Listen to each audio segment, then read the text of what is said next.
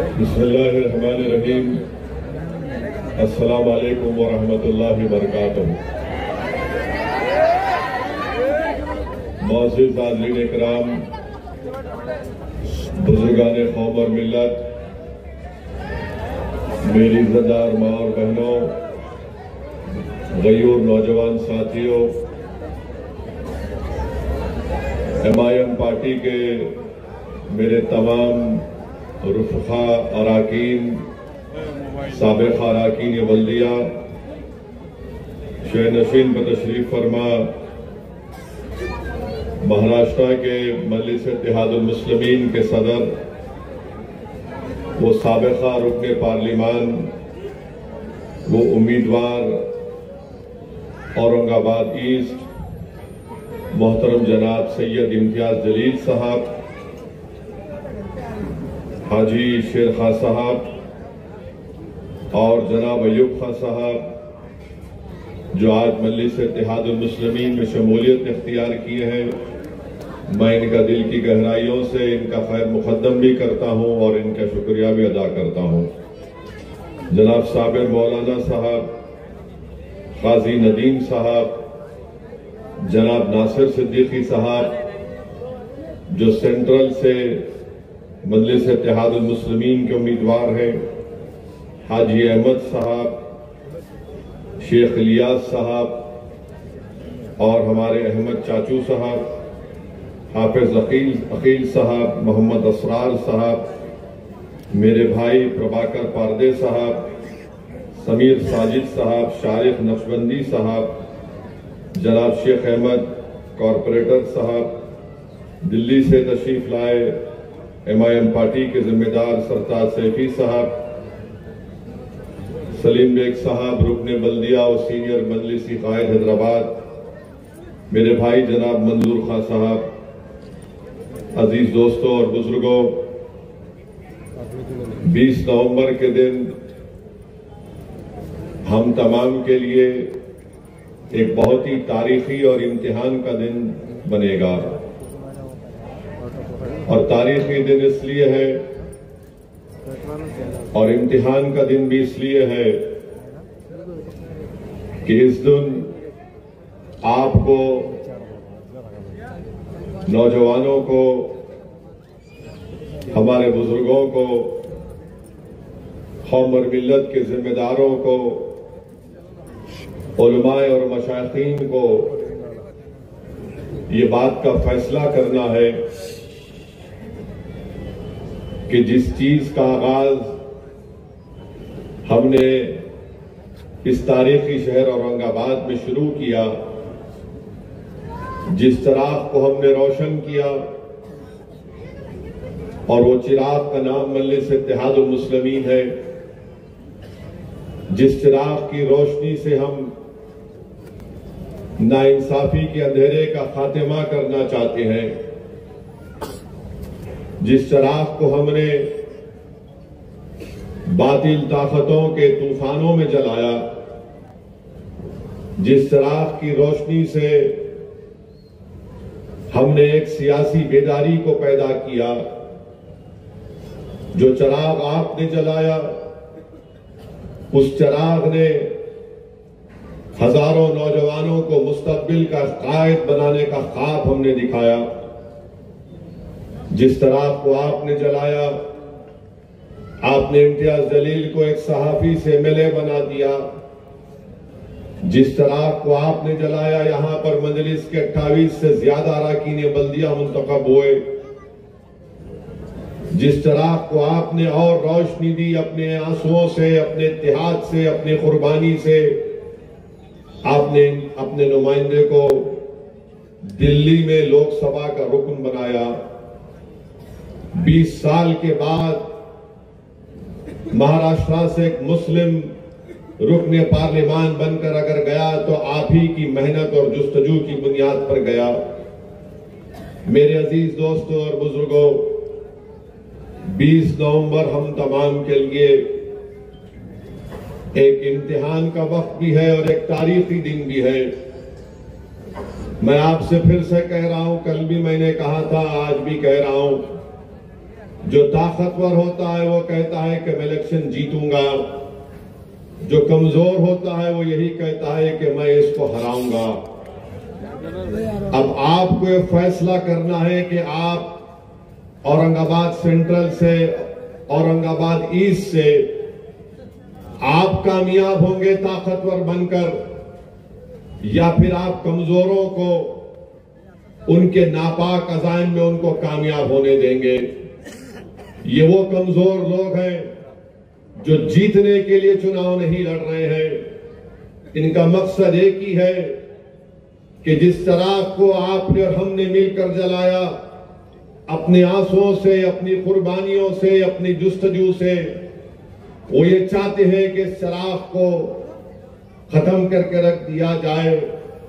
वो इतने परेशान हैं इस चिराग से कि ये देख रहे हैं कि सरजमीन महाराष्ट्र पर एक सियासी शऊर बेदार हो रहा है।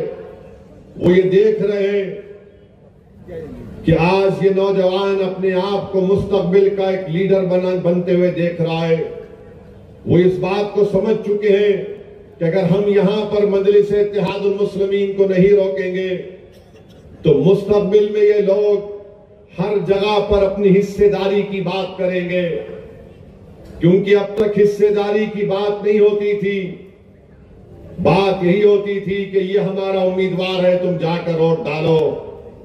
हमारे पास कोई चॉइस नहीं था। मगर आज मजलिस को आपने अपने वोटों से, अपनी दुआओं से, अपने आंसुओं से मजबूत किया। बल्कि मैं जिम्मेदारी के साथ आपके सामने कह रहा हूं कि सरजमीन हैदराबाद, तेलंगाना के बाद अगर मजलिस इत्तेहादुल मुस्लिमीन किसी सरजमीन पर मजबूत भी है, मकबूल भी है, अगर हर एक के घर में की जगह जहां पर मजलिस पहुंच चुकी है, अगर हर एक के दिल में मजलिस पहुंच चुकी है, तो वो सरजमीन औरंगाबाद है मेरे अजीज दोस्तों और बुजुर्गों। और यही चीज मुखालिफीन मजलिस इत्तेहादुल मुस्लिमीन को, यही चीज कमजोरों को पसंद नहीं आती कि कौन है ये लोग कि जो आज आकर यहां पर मजलिस के पैगाम को पहुंचाया। मैं सलाम करता हूं आप तमाम को, मैं सलाम करता हूं उन तमाम लोगों को जो खामोशी से पर्दे के पीछे गुमनामी में मजलिस के लिए काम करते आए हैं। मैं सलाम करता हूं हमारी उन मां और बहनों को जो मजलिस के लिए तड़पती हैं, जो आज हम पैदल दौरा करते हैं। जब असदुद्दीन ओवैसी जाकर उनके सामने एक माइक लेकर कहता है कि मैं असदुद्दीन ओवैसी हूं, आपसे गुजारिश करने आया हूं कि 20 नवंबर के दिन मजलिस को मजबूत करना है, तो हमारी बहनें, हमारी बेटियां, हमारी माएं देखकर दुआ देकर कहती है कि हम तुम्हारे लिए दुआ कर रहे, तुमको ही अल्लाह कामयाब करेगा। मेरे भाई, इससे बढ़ के मोहब्बत, इससे बढ़कर दौलत कोई एक सियासतदान क्या हासिल कर सकता है कि गुमनाम शख्स यहां पर आता है, आपके गली कूचों में फिरता है, जिसको मैं नहीं जानता, मगर अल्लाह ने उनके दिलों में मजलिस की मोहब्बत को पैदा कर दिया। यही आपकी हमारी सबसे बड़ी कामयाबी है मेरे अजीज दोस्तों और बुजुर्गों। इस चीज को ये रोकना चाहते हैं। ये लोग नहीं पसंद करते कि मजलिस आगे बढ़े। मजलिस इसलिए आगे बढ़ रही है क्योंकि लोग जान चुके हैं कि हमको अपनी सियासी आवाज की जरूरत है। जो मजलूम है वो जानता है कि मजलिस मेरी ताकत है।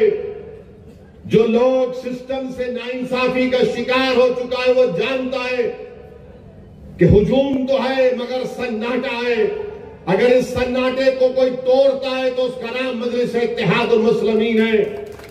ऐवान असम्बली है, 288 रुकने असम्बली है, मगर अगर कोई खड़े होकर जालिम की आंखों में आंखें डालकर कहता है कि तू जुल्म कर रहा है, संविधान के दायरे में हमको अपना हक मिलना चाहिए, तो मजलिस करती है। दूसरे भी एमएलए जीत कर गए होंगे और जाएंगे, मगर इनकी जबानों पर उनकी पार्टी का ताला लगा हुआ है।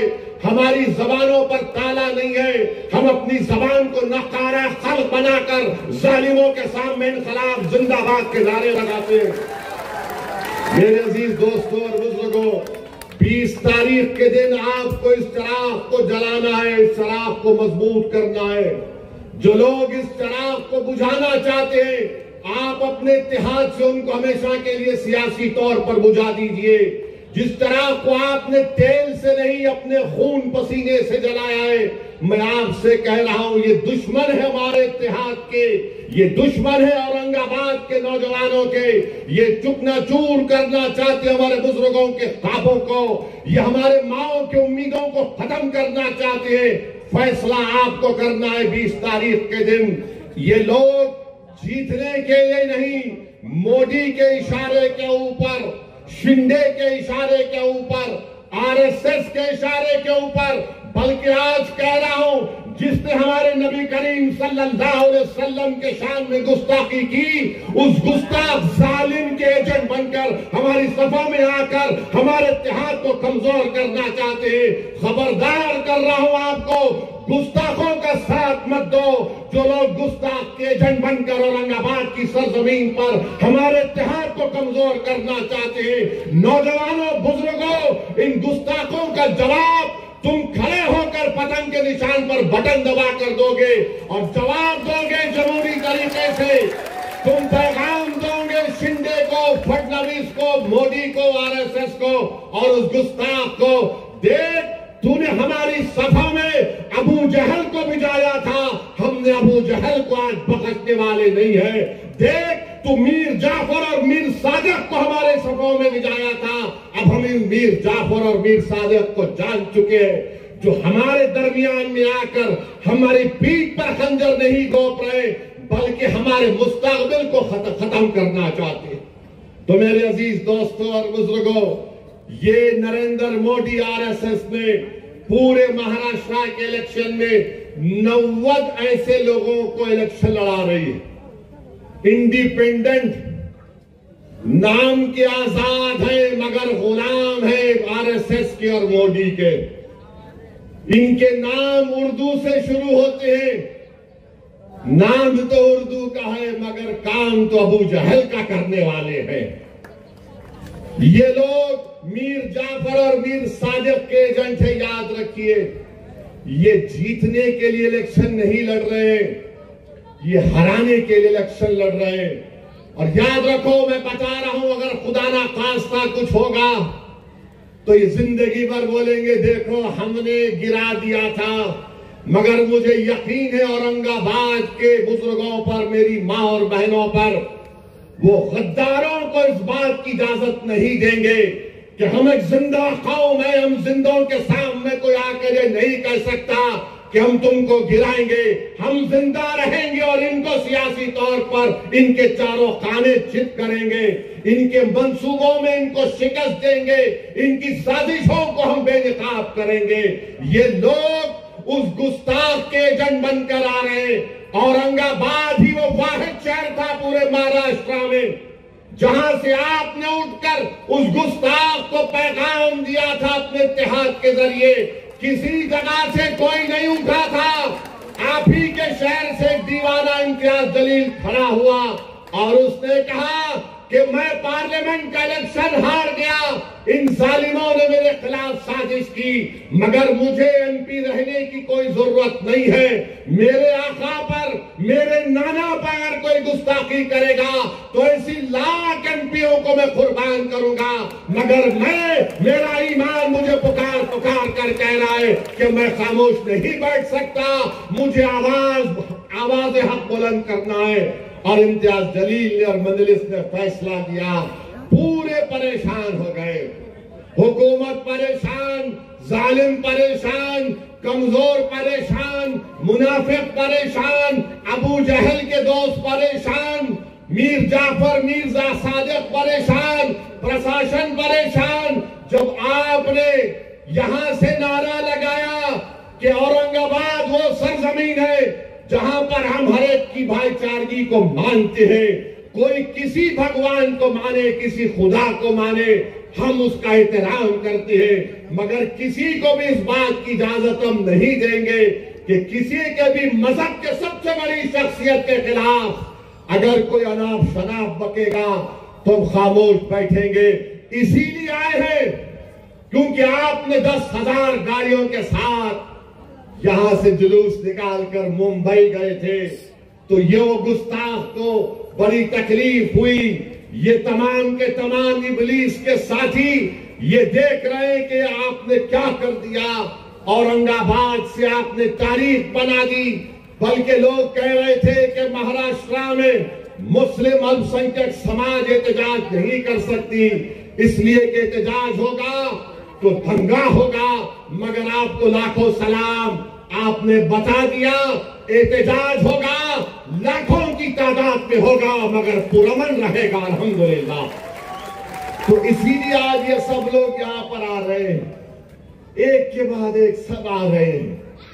कोई यहां से उतर रहा, कोई वहां से उतर रहा, कोई नीचे से निकल रहा, कोई बिल से सांप निकल रहा, कोई सुराख से चूहा चेहरा दिखा रहा, सब आ रहे हैं।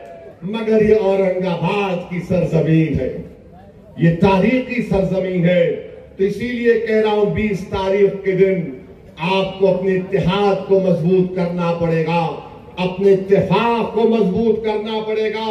याद रखो नौजवानों, ये लड़ाई तुम्हारे मुस्तकबिल के लिए हम लड़ रहे हैं। याद रखो मेरी सरदार मां और बहनों, ये लड़ाई आपके ख्वाबों को पूरा करने के लिए किया जा रहा है।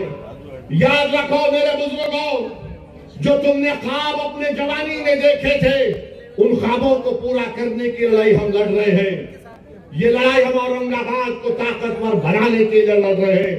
ये जो 90 उम्मीदवार, ये जो उम्मीदवार इम्तियाज के खिलाफ खड़े हैं, इम्तियाज जलील के खिलाफ, मैं उनसे कहना चाह रहा हूं, तुम औरंगाबाद को हराकर रात में चैन की नींद नहीं सो पाओगे। याद रखो, तुम जो काम करने जा रहे हो, तुम औरंगाबाद को हराने की कोशिश कर रहे हो।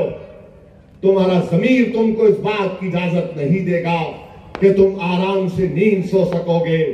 ये औरंगाबाद की जनता जान चुकी है कि तुम किसके कठपुतली हो, तुम किसके इशारे पर आकर हमारे इत्तेहाद को कमजोर करना चाहते हो। तो मैं आपसे कह रहा हूं, जो गलती हमसे थोड़ी बहुत हो गई पार्लियामेंट के इलेक्शन में, अब दोबारा हमको गलती नहीं करना है, बल्कि हमको पहले से ज्यादा हमारा पोलिंग परसेंटेज होना चाहिए। जिसका नाम वोटर लिस्ट में, सुबह 7 बजे पोलिंग बूथ को चले जाना और शाम में 5 बजे तक अपने के वोट को इस्तेमाल करिए। अपने घर में जितने वोट है उनको इस्तेमाल करिए। नौजवानों, एक दिन के लिए सब चीज छोड़ दो, अपनी मोटरसाइकिल पर लेकर जाओ अपने माँ बाप को, अपने बुजुर्गों को, अपने दोस्तों को तरगीब दो कि चलो भाई, आज इम्तिहान और तारीख का दिन है। तुम अगर तारीख रकम कर दोगे तो याद रखो मेरी इस बात को, मैं जिंदा नहीं रहूंगा, मगर 50 साल के बाद एक बच्चा उठकर तारीख लिखेगा और कहेगा कि गंजे शहीदा में एक दीवाना खड़े होकर हमसे मुखातिब होकर कहा था कि अगर तुम 20 नवंबर के दिन इत्तेहाद और इत्तेफाक के जरिए इम्तियाज और नासिर सिद्दीकी को कामयाब करोगे तो 50 साल के बाद लोग याद रखेंगे तुम्हारी इत्तेहाद को। यहां से तुम कामयाब होगे तो याद रखो, हिंदुस्तान के कोने कोने में तुम अपने कामयाबी के परचम को लहराओगे। महाराष्ट्र को छोड़ो, हिंदुस्तान का कोना कोना, हिंदुस्तान का शहर शहर, हिंदुस्तान का गांव गांव पुकार कर कहेगा औरंगाबाद की जनता को सलाम, औरंगाबाद के बुजुर्गों को सलाम, औरंगाबाद के नौजवानों को सलाम। तो मेरे अजीज दोस्तों और बुजुर्गों, एक एक और का इस्तेमाल करिए। ये कमजोर लोग हैं, इनको अगर कुछ नहीं मिला तो किधर भी कूद जाते हैं लोग, किधर भी कूद जाते हैं।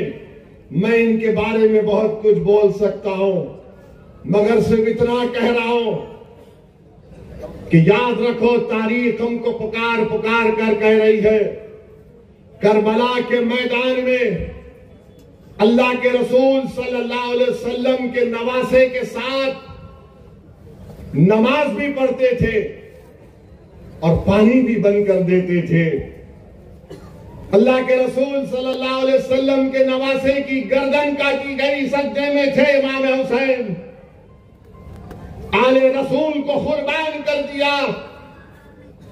मगर जालिमों, जो तुम आज यजीद के एजेंट बनकर यहां पर आए हो, जिन्होंने पानी बंद किया और खुद पानी पिए, तारीख ने जिसने पानी बंद किया उनको मिटा दिया। तारीख ने यह बता दिया कि जो पानी पीते थे और दूसरों को पानी नहीं पिलाते थे, तारीख ने पानी पिलाने वालों को भुला दिया। और जिस जालिम ने पानी नहीं दिया, अल्लाह ने उनको सुबह क़यामत तक उरूज दिया। तो तारीख पुकार पुकार कर कह रही है, जालिमों, इमाम हुसैन जिंदा है, इमाम हुसैन कामयाब है। जो ये तमाम के तमाम जालिम हैं, ये तमाम यजीदी लश्कर के लोग हमेशा से पलीत थे और पलीत रहेंगे। टीपू सुल्तान पर पीछे से हमला करने वाले कौन? टीपू सुल्तान पर पीछे से हमला करने वाले कौन थे? कौन थे? बोलो, जोर से बोलो। टीपू सुल्तान पर हमला करने वाले कौन थे? सिराजुद्दौला पर हमला करने वाले कौन थे? कौन थे सिराजुद्दौला पर हमला करने वाले? मेरे भाई, तारीख पुकार पुकार कह रही है कि बाहर से कोई नहीं आएगा, अंदर से ही पीठ पर खंजर मारेगा। तो इनको पहचानना है आपको, इनको पहचानो आप। और दूसरी बात यह है कि कल महाराष्ट्र के डिप्टी चीफ मिनिस्टर इस तारीखी शहर को आए थे और आकर गैर जरूरी मेरा नाम अपनी जबान पर लाए। हाँ, देवेंद्र फडणवीस बोले, सुनो ओवैसी, ए देवेंद्र फडणवीस, याद रखो तुम मेरी जबान का मुकाबला नहीं कर सकते ना। अगर तुम मोदी अमित शाह भी बैठ गए तो मेरी जबान का मुकाबला नहीं कर सकते। क्या बोले? क्या बोले? ओवैसी, वो क्या बोले? ये वोट जिहाद, धर्म युद्ध। हम इलेक्शन कमीशन ऑफ इंडिया से पूछना चाहते हैं, क्या ये जबान इलेक्शन के कानून के ताबे है या उसके खिलाफ है? इलेक्शन कमीशन ऑफ इंडिया जवाब दो। ये महाराष्ट्र के चीफ इलेक्टोरल ऑफिसर से हम पूछना चाह रहे हैं, मेरा नाम लेकर जिहाद का नाम लिया जा रहा है, धर्म युद्ध का नाम लिया जा रहा है, क्या ये इलेक्शन कानून के खिलाफ नहीं है? क्या ये मॉडल कोड ऑफ कंडक्ट के खिलाफ नहीं है? ये लोकशाही है, जमहूरियत है। यहां पर धर्म युद्ध और जिहाद कहां से आ गया फडणवीस? खैर, तुमने बोला, अब तुमको खुजली होगी अब जब मैं बोलूंगा यहां से। सुनो देवेंद्र फडणवीस, तुमने कई एमएलएस को खरीद लिया, चोरी कर ली, तो तुमको क्या बोला जाए? डाकू बोला जाए या चोर बोला जाए?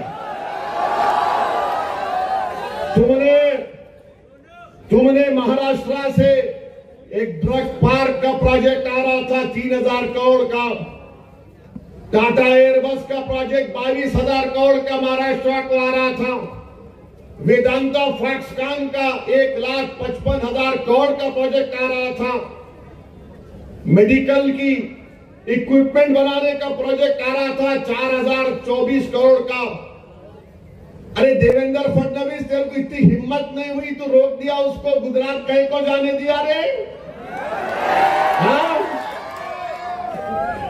1,80,000 करोड़ का प्रोजेक्ट महाराष्ट्र को नहीं आया, गुजरात को चले गया। क्यों? तुम तुम्हारे पप्पा जी से डर गए थे मोदी के? ये फिर आप देखो।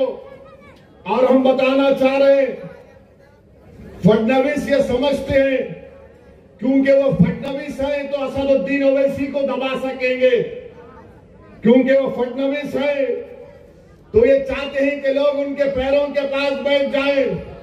वो फडणवीस है तो समझते हैं कि वो मुझे जिहाद या धर्म युद्ध के नाम से पुकारेंगे। वो फडणवीस हैं तो समझते हैं कि असदुद्दीन ओवैसी को नीचे गिराऊंगा। अरे देवेंद्र फडणवीस, तुम जिस चीज को लाना चाहते ना औरंगाबाद में, वो चीज कभी नहीं आएगी इंशाअल्लाह ताला। मैं लिख के रख रहा हूं, वो इसलिए नहीं आएगी फडणवीस क्योंकि बाबा साहेब अम्बेडकर ने जो संविधान बनाया उसमें फडणवीस भी बराबर है, ओवैसी भी बराबर है, कोई ऊपर कोई नीचे नहीं है। और फडणवीस, मैं तुमको चैलेंज कर रहा हूं, तुम महाराष्ट्र में किधर भी हो, तुम्हारी जबान पर दूल्हे भाई का नाम तो आ गया ना।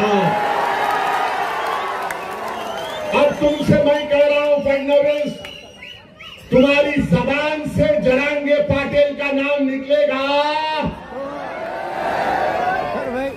जरांगे पाटिल का नाम निकलेगा फडणवीस, तुम्हारी जबान लड़खड़ा जाएगी जरांगे पाटिल का नाम लेने से।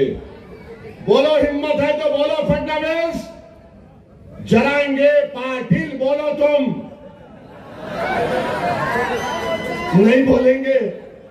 बोलेंगे नहीं नहीं ओवैसी बोल सकता हूं, दूल्हे भाई है, मेरे भाईजान है, बोलूंगा। अब भाईजान किसको बोलते मालूम, लाइटर वेन में, मगर जरांगे पाटिल का नाम नहीं लेंगे फडणवीस। तुम फडणवीस बोलो, जरांगे पाटिल नहीं बोल सकेंगे। डर नहीं लगता कच्ची औजारी पूरों की। और देवेंद्र फडणवीस, तुम बार बार जिहाद जिहाद बोलते, सुनो फडणवीस, तुम्हारा हीरो जेल में बैठकर अंग्रेजों को लव लेटर लिख रहा था। हमारे उलमाए किराम माल्टा की जेल में और जेल के मैदान में मौलाना हुसैन अहमद मदनी, मौलाना महमूद उल हसन अंग्रेजों के सामने झुके नहीं, सीना तान कर खड़े हो गए। सुनो फडणवीस, अल्लामा फजल कैराबादी काला पानी की जेल में थे। अल्लामा फजल कैराबादी ने अंग्रेजों से कोई सौदा नहीं किया। सुनो फडणवीस, 1820 के बाद इस मुल्क की आजादी की लड़ाई में सबसे पहला फतवा किसने दिया? हमारे मदरसों के जिम्मेदारों ने दिया, जिहाद का फतवा दिया। फडणवीस, जब तुम्हारे बुजुर्ग नहीं थे, अंग्रेजों से लड़ने का तरीका हमने देश को सिखाया, हमने बताया कैसे अंग्रेजों को भगाया जा सकता है। तारीख गवाह है कि दिल्ली की जामा मस्जिद से लेकर वो जो पंजाब का पाकिस्तान का बॉर्डर है मौजूदा, उन झाड़ों और पेड़ों पर हमारे उलमाए किराम की लाशें फकर से लटक रही थी। वो लटक तो रही थी मगर पुकार पुकार कर पैगाम दे रही थी तुम जैसे फडणवीस लोगों को कि देखो, इस देश से हमने मोहब्बत की और इस देश को आजाद कराने के लिए हमने अपना सब कुछ कुर्बान कर दिया। आज फडणवीस बोलते जिहाद। फडणवीस, तुमको जिहाद, फडणवीस क्या बोले? और जिहाद। अभी लैंड जिहाद हो गया, लव जिहाद हो गया, एग्जाम जिहाद हो गया। अब फडणवीस आरएसएस बीजेपी बोल रही और जिहाद, यानी धूलिया में मालेगांव सेंट्रल की सीट से बीजेपी के उम्मीदवार को वोट नहीं मिला तो फडणवीस बोल रहे और जिहाद। हमको सेंट्रल मालेगांव से वोट नहीं मिले, जहां तुम्हारे को वोट नहीं मिला वहां जिहाद हो गया, जहां तुम्हारे को हार गए वहां जिहाद हो गया। तुम गुजरात में भी एक सीट हार गए, कैसा हारे बोलो?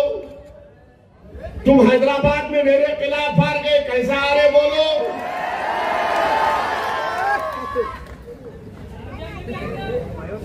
अयोध्या में भी हार गए।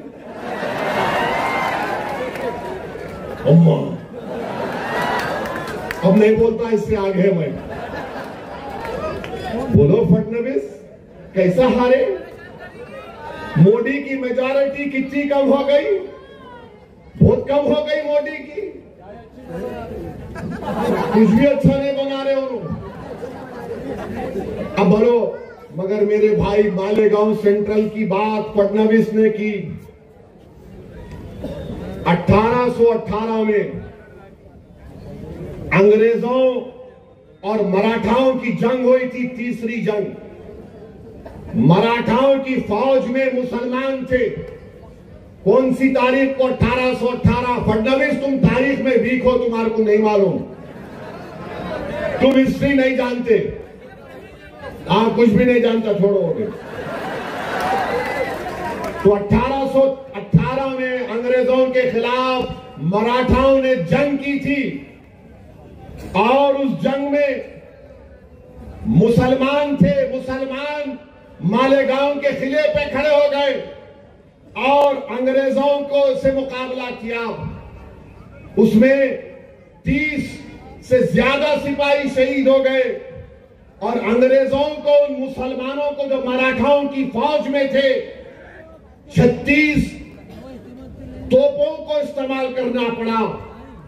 8000 गोले गिराए, 35,500 गन पाउडर इस्तेमाल करना पड़ा। फडणवीस, ये वो मुसलमान जो मराठाओं की फौज में मालेगांव के किले में खड़े हो गए थे और अंग्रेजों को मुकाबला किया। फडणवीस, तुम्हारे पूर्वज नहीं थे, ओवैसी के पूर्वज थे जो अंग्रेजों से जिहाद कर रहे थे।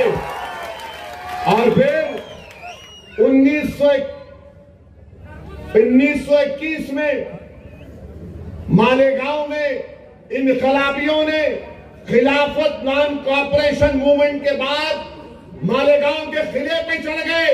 अंग्रेजों का झंडा हमने निकाला, फडणवीस तुम्हारा हीरो नहीं निकाला। हमारे बुजुर्गों ने झंडा निकाला, मालेगांव शहर को कब्जा कर लिया और उसके बाद अंग्रेजों ने क्या किया? बोलो फडणवीस, मरने वालों में, शहीदों में तुम्हारा नाम था या ओवैसी के बाप दादा का नाम था? बोलो,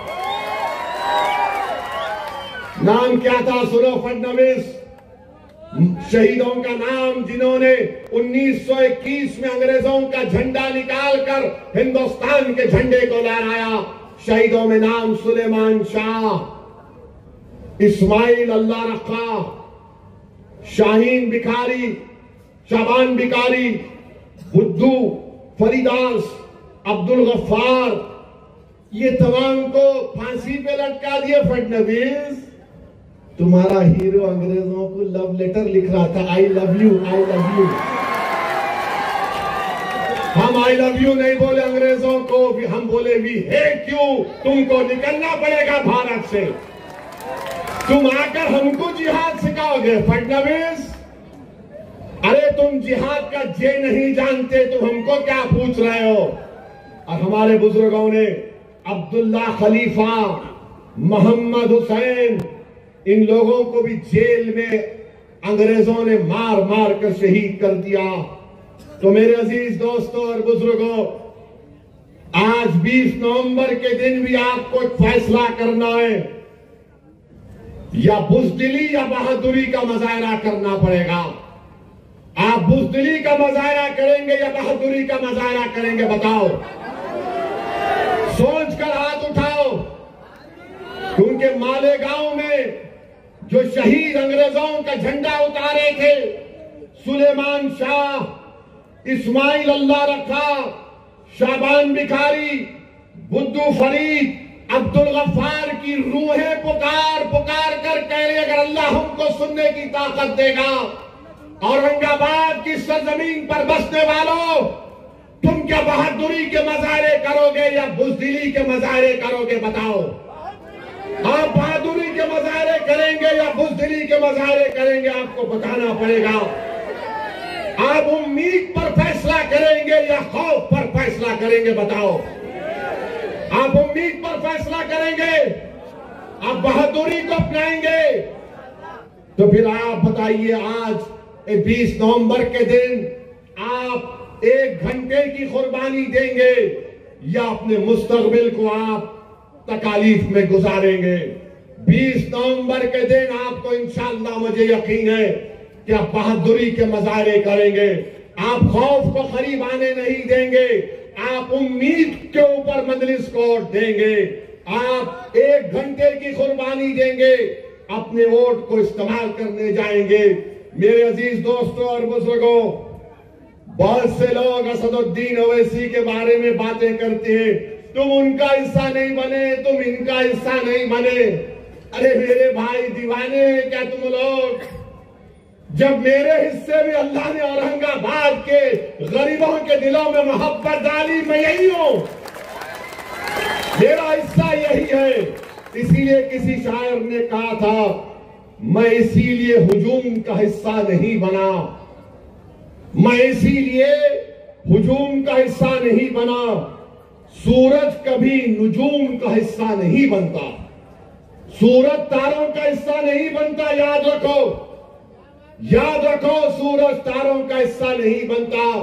और औरंगाबाद के गयूर नौजवानों को पैगाम दे रहा हूं कि शायर ने अच्छा कहा था कि देख जिंदा से परे रंगे चमन जोशे बहार, देख जिंदा से परे रंगे चमन ने जोशे बहार, रक्स करना है तो फिर पांव की जंजीरों को ना देख नौजवान। तुमको नौजवानों 20 नवंबर के दिन एक तारीख को रकम करना है।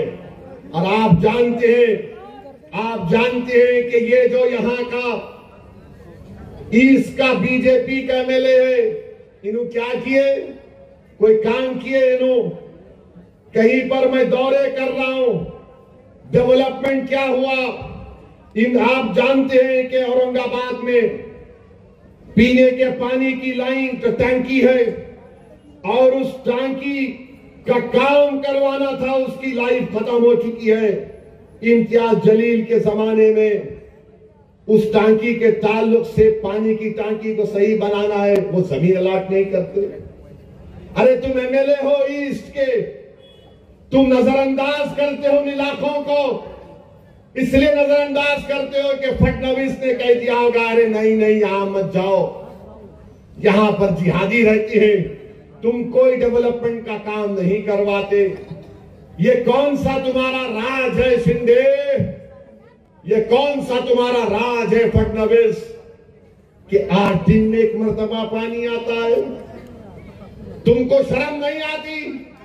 तुम सत्ता में बैठकर गरीबों को औरंगाबाद के तकलीफ पहुंचा रहे हो, कचरे के ढेर लगे हुए हैं, मोरियों का पानी बहता है, मगर तुमको फिक्र नहीं है। मगर तुम आकर क्या बोलते हो? असदुद्दीन ओवैसी का नाम लेते हो, जिहाद की बात करते हो, धर्म युद्ध की बात करते हो। अरे देवेंद्र फडणवीस, तुमने औरंगाबाद को पानी नहीं पिलाया, तुम्हारे ईस्ट के एमएलए ने जबरदस्ती पूरी ताकत के साथ उन इलाकों में काम नहीं करवाया जहां से हय्याल सलाह हय्याल फलाह की सदाएं आती है। और अगर तुम्हारा ईस्ट का एमएलए समझ रहा है कि पानी नहीं लेकर आएंगे, डेवलपमेंट नहीं कराएंगे, तो सुनो फडणवीस, सेंट्रल की आवाम चाहे किसी समुदाय की हो, वो तय कर चुकी है कि अब के बार इम्तियाज को कामयाब करेंगे और ईस्ट और सेंट्रल में हम तरक्याती काम करवाएंगे। आज ईस्ट की आवाम से, रायद हिंदुस्तान से मैं अपील कर रहा हूं कि आपको एक इम्तियाज जलील जैसे एक फाल और हरकियाती एमएलए की जरूरत है, जो हर एक का काम करे, जो ये ना देखे कि ये कौन से मजहब का है, जो ये ना कहे कि धर्म युद्ध और जिहाद की बातें करे। काम इम्तियाज जलील ने किया बहैसियत एमपी। आप जानते हैं कि हमारे कॉर्पोरेटर्स ने भी काम किया। आजाद चौक पे डीपी रोड, आजाद चौक से रोशन गेट, एक बल्दिया का अस्पताल, अल्तमश कॉलोनी में कब्रिस्तान की दीवार, और आप जानते हैं कि इम्तियाज जलील ने आम खास ग्राउंड में फुटबॉल ग्राउंड बनाने की कोशिशें की। 100 करोड़ का रोड डेवलपमेंट फंड लेकर आए, हॉस्पिटल में 400 बेड का हॉस्पिटल वैकेंसीज को पूर्ण किया। और फिर इम्तियाज जलील ने एमपी के तौर पर औरंगाबाद के एयरपोर्ट को डेवलप किया, जहां पर 2 फ्लाइट आती थी, अब हैदराबाद, अहमदाबाद, दिल्ली, मुंबई से फ्लाइटें आ रही हैं। औरंगाबाद से शिरडी की 4 लेन की लाइन इम्तियाज जलील ने मंजूर करवाई थी। और फिर एक under bridge Shivaji Nagar railway gate के पास, उसको पब्लिक की नुमाइंदगी पर इम्तियाज जलील ने मंजूर करवाया। ये बीजेपी से कुछ नहीं होता, मोदी से कुछ नहीं होता, ये सिर्फ हिंदू मुस्लिम, हिंदू मुस्लिम, हिंदू मुस्लिम, बस यही बोलेंगे। इन्हें जिहादी, उन्हें फुला, उन्हें ऐसा, इन्हें वैसा। अरे इलेक्शन हो रहा है, धर्म युद्ध कहां से आ गया मोदी जी? अब मोदी बोल रहे एक है तो सेफ है। अरे 10 साल से तुम्हारी सरकार है, सेफ नहीं है क्या हम? तू बोलो मोदी, भाई बहनों एक है तो सेफ है। अब आप मेरे को बताइए ये एक का मतलब क्या है? हम अनेक हैं भारत में। मराठा समाज का कल्चर अलग, दलित समाज का कल्चर अलग, हमारे बैकवर्ड क्लास के भाई बहनों का कल्चर अलग, मुसलमानों में कई ऐसे कबीले हैं उनका कल्चर अलग, ईसाई है, सिख है, क्या क्या इस देश में नहीं है। मगर मोदी बोले नहीं, एक ही हो ना, one size fits all. Modi ji आपका जो शर्ट का साइज है औरंगाबाद के बच्चे के लिए बहुत बड़ा हो जाता हो, ये नहीं होता ना। मगर मेरे भाई, ये लोग इस मुल्क की डाइवर्सिटी को खत्म करना चाहते हैं, ये महाराष्ट्र की खूबसूरती को खत्म करना चाहते हैं। मेरी आपसे अदबन गुजारिश है, औरंगाबाद सेंट्रल के अवाम से मेरी हाथ जोड़कर अपील है कि जिसने आपके लिए कोई काम नहीं किया आप उसका साथ मत दीजिए। मराठाओं को धोखा दिया गया, रिजर्वेशन के नाम पर रिजर्वेशन नहीं दिया गया। हमारे करबला में मजलूमों को, जालिमों ने मजलूमों को दबाया था। तो मेरे अजीज दोस्तों और बुजुर्गों, मैं आपको बता रहा था कि 20 तारीख के दिन आपको और हमको मिलकर अपनी पूरी ताकत और इत्तेहाद के साथ अपने पार्टी के उम्मीदवारों को कामयाब और कामरान करना है। ये जितने भी खड़े हैं ना, ये मिठाई बांट रहे हैं, मिठाई खा लो दबा के, छोड़ना नहीं। हाँ, खाना खा के बोलना हुमायूं जिंदाबाद। जितना दे रहे ले लो, क्यों नहीं छोड़ना? ले लो, मिठाई खाओ, नान खलिया खाओ। होटल पे जाके मैं देखा नान खलिया की पीली रोटी को निचोड़ के डुबा के उसमें खूब दगा के खा के बोलना पतंग को ओट पड़ने वाला है, पतंग को ओट पड़ेगा इंशाअल्लाह ताला। डरने और घबराने की जरूरत नहीं है आपको। आप तमाम से बुजुर्गों से, माँ और बहनों से अपील है कि 20 तारीख के दिन औरंगाबाद सेंट्रल में, औरंगाबाद ईस्ट में क्या उड़ेगी, आसमानों पर क्या नजर आएगा, सुबह 6 बजे से क्या होगा, शाम में 6 बजे तक क्या होगा, हर घर में क्या आवाज आएगी, हर दिल क्या पुकारेगा, हर सोच क्या कहेगी, हर आदमी क्या बोलेगा, हर आदमी क्या करेगा, किसका परचम लहराएगा, औरंगाबाद किसका है, औरंगाबाद पर हमारा इत्तेहाद रहेगा ना, औरंगाबाद पर हमारी बरतरी रहेगी ना। आप मुझे अकेला तो छोड़ दिए पार्लियामेंट में, मगर महाराष्ट्र के असेंबली में इम्तियाज जलील को और नासिर सिद्दीकी को भिजाएंगे ना आप। महाराष्ट्र की विधानसभा में अपने इन लोगों को भिजाएंगे ना आप उम्मीद पर वोट देंगे, आप खौफ की बुनियाद पर वोट नहीं देंगे। आपसे मैं फिर से अपील कर रहा हूं कि मजलिस आपकी पार्टी है, मजलिस को कामयाब करिए। फडणवीस का जवाब देंगे ना? इन्हों जिहाद बोल रहे, इन्हों धर्म युद्ध बोल रहे। फडणवीस, तुम ख्वाब देख रहे मुख्यमंत्री का, इंशाअल्लाह ताला तेरे ख्वाबों पर मिट्टी पड़ेगी इंशाअल्लाह ताला। तेरे ख्वाब चूकनाचूर हो जाएंगे। अच्छा, मेरे को लोग बोल रहे वो लाडली में भी कुछ पैसे आए। अरे लो ना, मैं तुम्हारा लाडला हूं।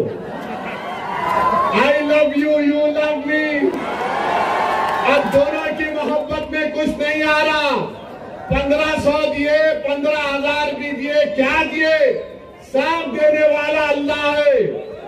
ले लो, मगर वोट पड़ेगा तो सिर्फ पतंग के बटन पर पड़ेगा इंशाअल्लाह ताला। पड़ेगा ना?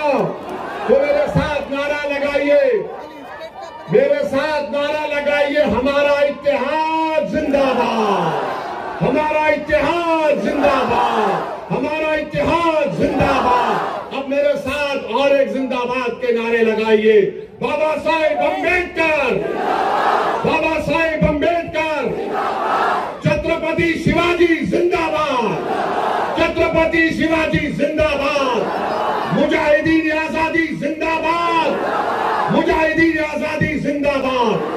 अस्सलाम वालेकुम व रहमतुल्लाह व बरकातहू। जरा एक्शन, एक्शन, पूरा एक्शन, हर तरफ एक्शन होगा 20 तारीख के दिन। अस्सलाम वालेकुम। एबीपी माझा, उघडा डोळे बघा नीट।